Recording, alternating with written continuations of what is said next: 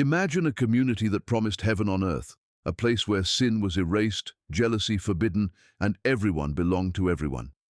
But behind those smiling faces and white picket fences of 1850 New York, something far darker was unfolding. A secret experiment in human purity turned into one of the most twisted social and sexual systems ever recorded in American history. This is not just about religion. It's about control, manipulation, and the horrors that can hide beneath the name of perfection. In the quiet landscape of 1850s New York, a community stood apart from the rest of the world, wrapped in the serene illusion of holiness. The Oneida Community, founded by John Humphrey Noyes, was built upon a vision that promised the end of sin, the perfection of human souls, and the creation of a society that could mirror heaven itself. To outsiders, it seemed almost miraculous, a self-sufficient colony where people lived, worked, and worshipped together in harmony. But those who entered its wooden halls and candle-lit meeting rooms discovered that beneath the language of salvation lay a chilling design.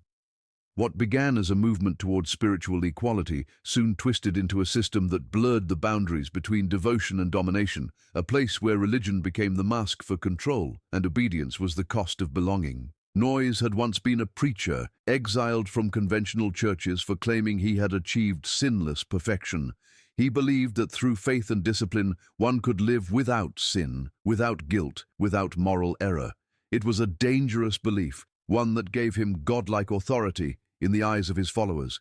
He gathered those who shared his vision, farmers, teachers, craftsmen, and lonely souls searching for meaning in a chaotic world, and promised them freedom from the moral burdens of ordinary life. He told them that jealousy was a disease, that exclusive love was a prison, and that the only path to true holiness was through complete surrender to the will of the community. To join was to give up not only one's possessions, but one's individuality. In Oneida, the concept of family as the outside world knew it no longer existed. The old ways of marriage, loyalty, and personal affection were replaced by something Noyes called complex marriage. It meant that everyone was married to everyone. No one belonged to one partner, and no one was allowed to feel possessive or attached. Romantic love, once considered sacred and private, was condemned as selfish. Members were taught that desiring one person more than another was a moral failure, a sign of spiritual weakness that had to be purged. What might have seemed like liberation was, in truth, a cage built from invisible chains. Those who questioned the rules were told they were resisting God's will. Those who felt hurt or humiliated were told their pain was a lesson in humility. Noyes ruled with soft-spoken precision, his words carrying the weight of divine decree. He watched the community like a shepherd over a flock, but his eyes were everywhere, listening through whispers, observing through the eyes of loyal followers. There was no privacy in Oneida, no secret thought or hidden desire that could remain one's own. Daily meetings were held where members confessed their personal struggles, doubts, and sins to the group. These sessions were called mutual criticism, a practice meant to purify the soul through public shaming. A young woman who spoke too freely, a man who grew attached to her, an elder who questioned Noyes, all were subjected to the verbal knives of their peers. Every flaw, every whisper of rebellion was stripped away until only obedience remained. Outwardly, the community seemed peaceful. The gardens thrived, the workshops hummed with labor, and the members moved about their routines in calm, measured silence. They built furniture, farmed the land, and sent out pamphlets about their beliefs to a curious public. But within those walls, human emotion was being rewritten. Children were separated from their parents and raised communally to prevent the corruption of affection. Couples who once loved each other were torn apart and assigned new partners in the name of equality. The rhythm of daily life was not one of harmony, but of surveillance, a spiritual experiment that demanded its subjects surrender everything that made them human. Noyes taught that sexual desire was not sinful, but it had to be controlled and redistributed according to divine order. What he meant by divine order was his order. He decided who could sleep with whom, when, and how often, under the pretense of spiritual guidance. Women who resisted were told their reluctance was pride, a sign that their hearts were still attached to worldly emotions. Men who disobeyed were stripped of privileges, isolated until they repented. Every action, every touch was monitored, reported, and judged. The community's ideal of perfection became a mechanism for erasing individuality and bending willpower into submission. Behind Noyes' soft eyes and persuasive sermons hid a manipulative genius who understood that faith, once twisted, could enslave more deeply than chains ever could. He wove scripture into every command, turning divine words into weapons of control. Those who doubted him found themselves spiritually isolated, convinced that leaving would condemn them to eternal damnation. They stayed, convincing themselves that pain was purification and that obedience was the price of grace. And so, the Oneida community grew, not through happiness, but through fear disguised as faith, through discipline masquerading as holiness. The community's experiments with morality were not merely spiritual, they seeped into the physical lives of every man and woman who lived there. They worked in silence, prayed in unison, and obeyed the same laws that blurred the line between salvation and submission. The people of Oneida believed they were building paradise, but paradise had no warmth, no laughter, no freedom. It was a machine that demanded sacrifice. The beauty of the landscape, the calm faces of its members, and the constant talk of divine love could not hide the growing unease that lingered beneath the surface. What started as a promise of perfection had become something far more sinister, something that would, in time, reveal itself as one of the most disturbing experiments in human devotion the world had ever seen. The doctrine that set Oneida apart from every other religious community in America was called complex marriage, and it was the foundation of its strange and terrible social order. In the outside world, marriage was seen as sacred, a covenant between two souls bound by love and loyalty, but in Oneida, such devotion was condemned as spiritual weakness. To John Humphrey Noyes, ordinary marriage was nothing more than legalized selfishness, a form of idolatry that corrupted the soul and kept humanity chained to sin. He declared that no man or woman could belong to just one another, that every member of the community must belong to all. It was a law not written by the people, but by Noyes himself, and it would reshape the most intimate parts of their lives. When Noyes first announced complex marriage, many followers listened in silence, uncertain, but his voice carried an authority that left no room for doubt. He told them that in heaven there were no husbands and wives, only souls joined together in divine unity. To mirror that perfection on earth, they must eliminate exclusivity, jealousy, and desire for personal attachment. The community was to function as one body, each person connected to every other through shared love. But this idea of shared love was not abstract. It was enforced, organized, and regulated with terrifying precision. Sexual relations were considered part of religious duty, not personal pleasure. They were arranged according to spiritual merit and community needs, with Noyes as the arbiter of divine approval. The first time a new member was invited to participate in complex marriage, it was rarely by choice. Often they were approached by an older member, sometimes handpicked by Noyes, and told that this was a sacred opportunity to grow closer to God. Those who hesitated were told they were still enslaved by worldly emotions. Women were instructed to surrender their will, to open their hearts without jealousy, and to see every man as their spiritual partner. Men were taught that desire had to be disciplined, that they were to act not out of passion, but out of a calm, holy affection. It sounded pure in words, but in practice, it stripped away the last vestiges of privacy and self-ownership. There was no secrecy in the relationships that followed. Everything was known, everything was watched. If a man and woman spent too much time together, Noyes and his inner circle took notice. They would be separated and paired with others to prevent attachment. The system was designed to destroy the idea of exclusivity, to dissolve every human bond into something mechanical and obedient. Each act of intimacy was framed as a religious exercise, a test of purity and restraint. The participants were told that their bodies were not their own, they belonged to the community, to God, and by extension, to Noyes. It was under this belief that the most private moments became public matters. There were records kept of interactions, discussions about compatibility, even silent judgments passed during community meetings. Nothing was personal anymore, not love, not desire, not even shame. The men of Oneida learned to hide emotion behind controlled smiles, while the women learned to suppress pain behind practiced obedience. In the cold logic of Noyes' theology, to love one person more than another was a sin, and to seek freedom within the heart was rebellion against divine order. Children raised within Oneida were taught from an early age that their parents were not special to them. Every adult was to be called father or mother, and no one child belonged to any specific parent. The same logic that governed marriage governed family. It was all communal, all shared. Even the act of birth was controlled. Women could not conceive unless Noyes himself approved the union, and often those chosen were selected for reasons of temperament or bloodline. But before that practice began, complex marriage was already reshaping the psychology of every person inside its boundaries. For many of the women, the arrangement was not liberation, but submission. Though Noyes spoke of equality, it was he and a small group of men who decided who was spiritually ready for certain privileges. Young women were often initiated by older men, chosen to guide them into the doctrine of complex marriage. These acts were disguised as mentorship, as sacred instruction. In reality, they were acts of control, the binding of spirit and body to a system that demanded compliance under the name of holiness. Some women would later write about the unease that haunted them, the quiet dread of being called to a room where consent was not theirs to give. Noyes maintained that all of this was done for the greater good, that through communal love, humanity would evolve beyond sin. He spoke of heaven on earth, of a world without jealousy or possessiveness, and he convinced his followers that their suffering was proof of progress. Yet beneath the surface of unity, resentment festered. Some pretended to embrace the system to avoid humiliation.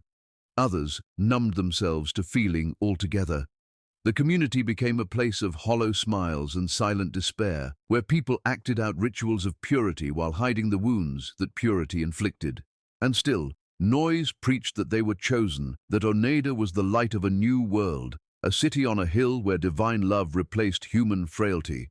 His sermons rang through the meeting hall like scripture carved in stone. Every word reminded them that salvation required sacrifice, and every sacrifice brought them closer to perfection.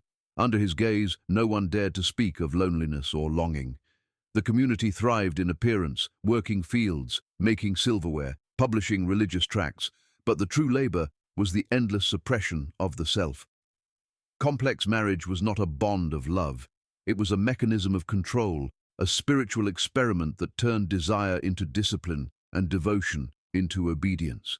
It was a system that promised purity and delivered silence, a doctrine that dressed itself in light but was born from the darkest corners of human manipulation. In the Oneida community, every heartbeat, every whisper, every act of intimacy was governed by one man's word. John Humphrey Noyes positioned himself not only as the founder and spiritual leader, but as the divine architect of every human connection that took place within those pale wooden walls. Nothing happened without his permission. He determined who could share a bed, who could touch, who was spiritually mature enough to engage in relations, and who needed further purification before being considered worthy. It was a system that wore the mask of equality, but functioned like a machine of control. Every relationship, every desire, every private emotion was filtered through the eyes and will of Noyes. His authority was not questioned, it was sacred law. He had crafted a theology that justified this control with chilling precision. Noyes claimed that human lust was not inherently sinful. It became sin only when used selfishly. And since selfishness was the root of all evil, only he, as the community's divine interpreter, could discern when desire was pure and when it was corrupt. Members believed that their bodies were vessels of divine will, and that surrendering their autonomy to Noyes' spiritual governance was a way to transcend sin. This belief gave him absolute power. What others saw as tyranny, his followers viewed as guidance from God. They did not see a man controlling their lives, they saw a prophet shaping their souls. When Noyes decided that two people should be together, the arrangement was never romantic. There were no confessions of love, no mutual longing, no gentle beginnings. Instead, the encounter was assigned, announced in secrecy or through a quiet suggestion from one of Noyes' trusted assistants. A woman might be told she had been chosen to help a man with his spiritual growth, or a man might be told that he had a duty to bring comfort and purity to a sister in faith. It was not phrased as desire, it was phrased as duty. Those who refused or hesitated were labeled spiritually immature, their reluctance taken as a sign of moral weakness. The concept of consent dissolved beneath the weight of divine justification. Every act was watched over by an invisible presence, the eyes of the community, the will of noise, and the constant pressure to appear obedient. To question the system was to question God, and no one dared do that. Women who resisted found themselves publicly criticized during group sessions. They were told that their hesitation came from pride, that their refusal to submit was proof that they were still bound by worldly thinking. Men who desired too strongly or grew attached to a particular partner faced the same condemnation. Love was forbidden. Passion was dangerous. Only noise could determine when and where emotion was allowed to exist. The community's meetings were places of confession and exposure. When a man or woman faltered in following the rules of complex marriage, they were called before the group to be corrected. Mutual criticism was a ritual meant to cleanse the soul through humiliation. The members sat in a circle, and one by one voices rose against the accused, dissecting their flaws, mocking their attachments, stripping away their dignity in the name of spiritual discipline. Tears were seen not as pain, but as purification. When the meeting ended, the person was expected to rise cleansed, reborn in obedience. This process left deep scars, invisible but lasting. It erased defiance and replaced it with quiet compliance. Behind closed doors, the psychological grip was even tighter. Noise saw himself as a father figure to the entire community. He claimed he bore responsibility for the spiritual health of every member, and through that belief, he justified his intrusion into their most private emotions. He often wrote letters to individuals, instructing them on how to control their desires, when to engage in intimacy, and how to interpret their feelings toward others. The letters were filled with the language of spiritual love, but their meaning was clear. He was the mediator between the body and the divine. His permission was required for everything, and that permission could be revoked at any moment. Women especially lived under his constant spiritual gaze. Noise preached that women were naturally purer than men, but that purity had to be guided, molded, and directed. They were told their bodies were tools for spiritual service, that through participation in complex marriage they could help men rise above lust and approach divine love. It was a teaching that cloaked submission in sanctity. Many accepted it, not because they wanted to, but because they believed refusing meant rebelling against God. Those who struggled were told that suffering was a test of faith, that pain was part of purification. In this way, spiritual manipulation became a cage that even the strongest minds could not easily escape.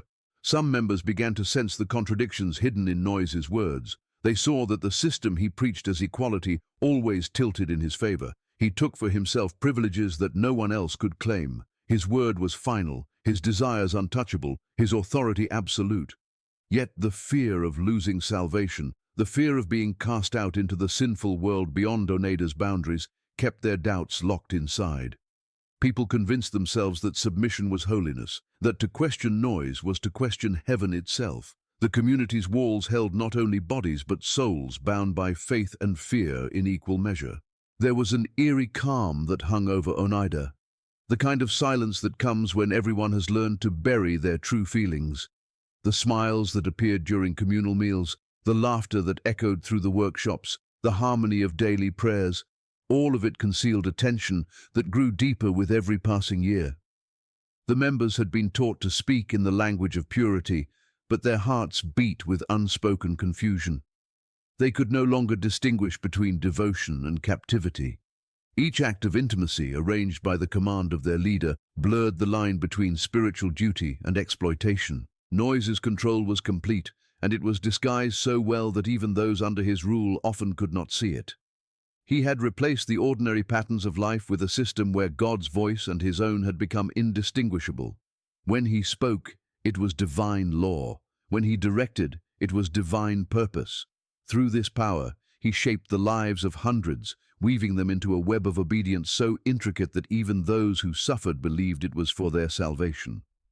The Oneida community appeared to outsiders as a shining example of harmony, a place where people lived without jealousy or sin, but inside its heart lay a structure built upon domination, psychological control, and the complete surrender of personal will. Among the most disturbing practices within the Oneida community was one that blurred the line between faith and science, between divine will and human experimentation. It began with Noise's belief that the human body, like the soul, could be perfected through discipline and control. He called it stirpiculture, a system of selective breeding designed to create a generation of spiritually and physically superior children. But before this experiment in human engineering took shape, another doctrine prepared the way, something Noyes referred to as male continence. It was not merely a teaching about restraint, but a mechanism of dominance, an attempt to control even the most intimate impulses of his followers. Under his watchful guidance, the human act of reproduction was turned into an instrument of theology and manipulation, its natural purpose rewritten to serve the dream of a flawless society. Noyes preached that ordinary sexual intercourse was wasteful and dangerous to the soul because it allowed passion to overpower reason. He told his followers that ejaculation was a form of sin, a waste of vital energy that corrupted both mind and body. In Oneida, men were expected to master complete self-control during sexual acts, engaging in intercourse without release. This discipline, he claimed, would elevate them spiritually, purify their bodies, and prevent unwanted pregnancies that could distract the community from its divine purpose. What seemed on the surface to be a lesson in moral restraint was, in truth, another method of surveillance. It gave Noyes and his inner circle control over every aspect of intimacy, dictating not only who could engage in it, but how it should be done, when, and for what purpose. The enforcement of male continence required constant vigilance. Men were evaluated by their success or failure in practicing it, and those who faltered were subjected to public criticism, accused of weakness and spiritual immaturity. They confessed their failures before the group, faces flushed, voices trembling, while Noyes and the others listened in judgment. Women were told to assist in maintaining this control, to serve as instruments of male discipline. Their role was to cooperate, to remain calm, and to help their partners avoid temptation. It was a cruel inversion of intimacy, turning human warmth into a test of obedience. Every act of affection became a ritual of suppression. Every embrace a reminder of who held power over their bodies. From this doctrine of restraint emerged something far more sinister. In 1869, Noyes declared that God had given him a new revelation, that the community should begin breeding a superior spiritual race. He called this program stirpiculture, borrowing from scientific language that was beginning to stir interest in heredity and eugenics. But in Oneida, it was not science. It was faith disguised as control. Only certain men and women were permitted to reproduce, chosen by Noyes himself. He decided who was spiritually advanced enough, who was pure enough, who had demonstrated the kind of devotion that made them worthy of creating the next generation. The rest were forbidden to bear children, told that their purpose was spiritual refinement, not reproduction. Applications were made in writing to Noyes and a committee of elders. Couples submitted themselves for approval, and their worthiness was debated behind closed doors. The chosen pairs were announced like divine selections, blessed with the privilege of continuing the human race under the community's guidance. It was an honor that carried hidden weight, for it meant that even the most personal act of creation had been surrendered to the will of one man. Between 1869 and 1879, more than 58 children were born through this controlled breeding program. Each child was recorded, studied, and raised by the community rather than by biological parents. The concept of family was erased entirely, replaced by a cold vision of collective ownership. For the women chosen, motherhood was not an intimate or joyful experience. Pregnancy was treated as an experiment, monitored and analyzed, the child seen as property of Oneida rather than a bond between mother and child. After birth, infants were taken to the community's children's house, where they were raised collectively by caretakers. Their mothers were encouraged to detach emotionally, to view the separation as a sign of spiritual maturity. To grieve for a child was seen as weakness, a sign of worldly attachment. The same doctrine that had stripped adults of personal love now reached into the cradle, breaking the natural connection between parent and offspring in the name of divine progress. Noyes often wrote about his vision for these children. He claimed they would grow up free from sin, free from selfishness, the first generation of perfected humanity. But in practice, the children were subjects of a spiritual experiment that treated their lives as a blueprint for a dream that could never exist. They were taught from infancy that individuality was dangerous, that to seek personal identity was to betray the collective. Their lives were shaped by the same system of control that governed their parents, an endless cycle of obedience disguised as enlightenment. The doctrine of male continence continued alongside the breeding program, enforcing an atmosphere of constant tension. Every relationship was shadowed by the presence of judgment, every touch laced with the fear of failure. For the men, the struggle for control over their bodies became an obsession. For the women, the experience became one of constant submission, of performing calmness under the weight of invisible expectations.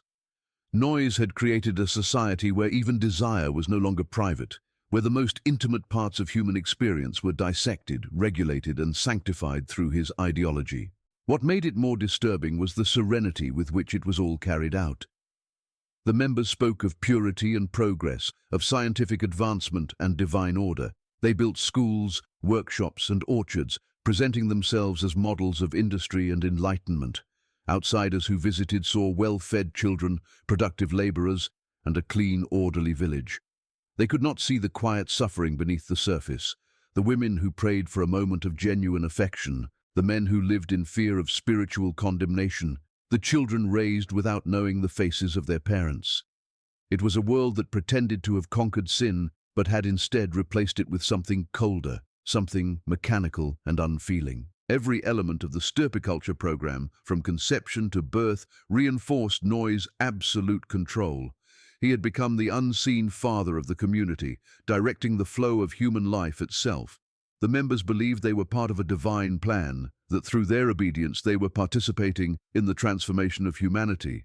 But in surrendering their will, they became instruments of one man's vision, a vision that took the sacred act of creation and turned it into a clinical process, a ritual of domination masked as holiness.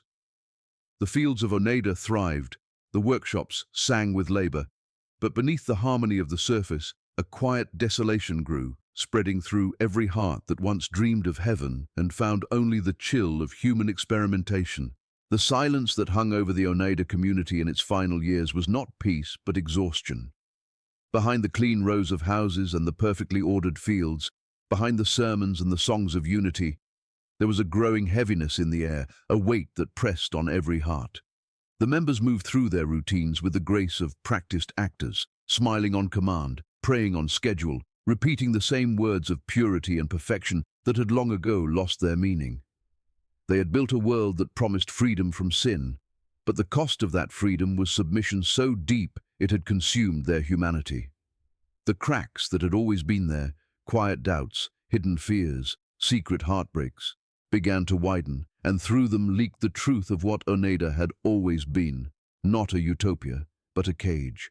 For years, the members had been taught to bury their feelings. When pain came, they were told it was purification. When jealousy stirred, they were told it was pride. When sadness took hold, they were told to be thankful for the lesson. The words of Noyes filled their minds so completely that even suffering became sacred. But no amount of preaching could erase the human need for love, the quiet longing for something real and personal. Women who had been separated from their children carried a secret ache that never faded. Men who had been denied affection grew hollow behind their calm smiles.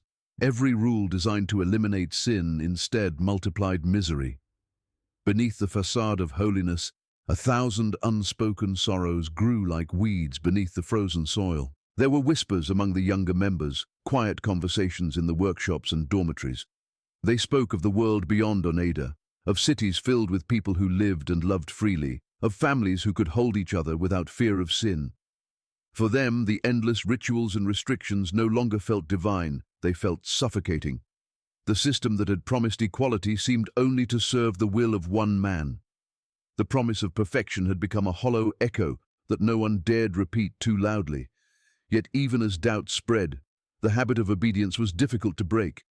Years of conditioning had taught them that independent thought was rebellion, that leaving the community meant falling into damnation. They lived in a state of quiet paralysis, their bodies free to move but their minds bound by invisible chains. Noyes himself had grown older, his grip on the community still firm but no longer unchallenged. The world outside was changing. Newspapers had begun to write about Oneida's strange customs, whispering of its free love and secret rites. What had once been admired as a bold experiment in social reform was now being condemned as immoral and obscene. The criticism from the outside world grew louder, and with it came the pressure from within. Some members began to question not just the system, but Noyes himself. They noticed how often his teaching served his own desires, how the rules that governed everyone else never seemed to bind him. He had long claimed divine authority, but the divine voice he claimed to hear began to sound more human, more self-serving, more desperate. The walls of control that had held the community together began to tremble. Those who once enforced the rules began to hesitate. Some of the women, now older, reflected on their youth and the choices that had been made for them. They began to see the pattern that had always been there, the manipulation wrapped in theology, the submission disguised as devotion. Younger men raised in the community began to feel anger where their fathers had felt reverence. The spell of divine perfection was fading, and in its place came the painful clarity of betrayal. Yet even as awareness grew, the fear of what lay beyond Oneida's borders held many in place. To leave was to lose everything: home, identity, salvation. To stay was to remain trapped in a lie. The children of Oneida, born through the stirpiculture program, grew into young adults who had never known a family in the traditional sense. They had been raised by caretakers, their emotions shaped by doctrine rather than affection. But as they matured, they began to see what the older generation could not hide. They noticed the quiet sadness in their mothers' eyes, the way the elders avoided certain subjects, the tremor in the community's prayers. They started to question why their lives had been planned, why their futures had already been decided before they were even born. For them, the idea of perfection meant nothing. They longed for the imperfections of real life, the freedom to make mistakes, to love without permission, to choose for themselves. The pressure that had built for decades finally reached a breaking point. Rumors spread that the government might intervene, that Noyes could face arrest for his practices and the alleged corruption of minors. The man who had once claimed to have transcended sin began to fear the world's judgment. In the summer of 1879, under the growing threat of legal action, Noyes fled to Canada, leaving behind the people who had worshipped him as a prophet. His sudden departure sent shockwaves through the community. Without his presence, the structure he had built began to collapse. The members, long accustomed to following his every command, found themselves adrift in silence. Some wept, some prayed, and some simply stared into the distance, unsure of what freedom even meant after a lifetime of control. In the weeks that followed, the remaining leaders gathered to decide the community's fate. For the first time, voices rose in disagreement. The idea of continuing complex marriage without Noyes no longer seemed possible. Too many wounds had been inflicted, too much had been lost. The people who once saw themselves as chosen began to see themselves as victims of a grand deception. The rituals stopped, the rules dissolved, and slowly, the Oneida community unraveled. Some members left to start new lives, changing their names to escape the shame of their past. Others stayed and tried to build something ordinary out of the ruins, a business, a neighborhood, a memory that could be spoken of without fear. The great experiment that had promised to perfect human nature ended in disillusionment. The people of Oneida had been told they were building heaven, but what they had built was a place where control replaced compassion, where obedience masqueraded as faith, and where human desire was reshaped into obedience through fear. In the end, the silence that settled over the empty halls and fading gardens of Oneida was not the peace of a completed mission, but the echo of all that had been taken from those who believed that perfection could be commanded by another's hand.